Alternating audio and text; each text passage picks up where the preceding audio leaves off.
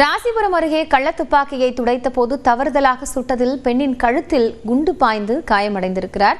விவரங்களை செய்தியாளர் சுரேஷிடம் கேட்கலாம். சுரேஷ், இப்போ அந்த பெண்ணுக்கு சிகிச்சை அளிக்கப்படுகிறதா? என்ன விவரம்? வணக்கம் காயத்ரி. நாமக்கல் மாவட்டம் ராசிபுரம் அடுத்த பழந்தண்ணிப்பட்டி பகுதியைச் சேர்ந்தவர் கண்ணன், விவசாயி. இவரது மனைவி செல்வி. இவர்களுக்கு 17 வயதில் மகன் ஒருவன் இருக்கிறார்.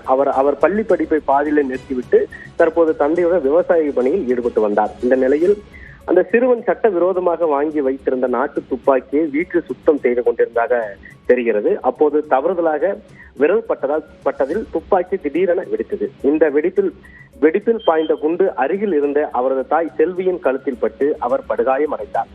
இதையடுத்து அப்பகுதி மக்கள் உடனடியாக அவரை மீட்டு நாமக்கல் அரசு கல்லூரி மருத்துவமனைக்கு அனுப்பி வைத்தனர். அங்கு அவர் தற்போது தீவிர சிகிச்சை பிரிவில் சேர்க்கப்பட்டு சிகிச்சை பெற்று வருகிறார். இந்த சம்பவம் குறித்து வெண்ணந்தூர் போலீசார் வழக்கு பதிவு செய்து சட்டவிரோதமாக நாட்டு துப்பாக்கியை வைத்திருந்த சிறுவனை கைது செய்து விசாரணை நடத்தினர். பின்னர் சிறுவன் நீதிமன்ற காவலில் சிறுவர் சீர்திருத்த பள்ளிக்கு அனுப்பப்பட்டார். கள்ள துப்பாக்கி வெடித்து தாய் படுகாயமடைந்த இந்த சம்பவம் ராசிபுரம் பகுதியில் பெரும் பரபரப்பை ஏற்படுத்தியுள்ளது. தற்போது வெண்ணந்தூர் போலீசார் சிறுவனிடம் எப்படி நாட்டு துப்பாக்கி கிடைத்தது என்பது குறித்து தீவிர விசாரணை மேற்கொண்டு வருகின்றனர். காய்கறி. நன்றி சுரேஷ், இது குறித்த விவரங்களுக்காக.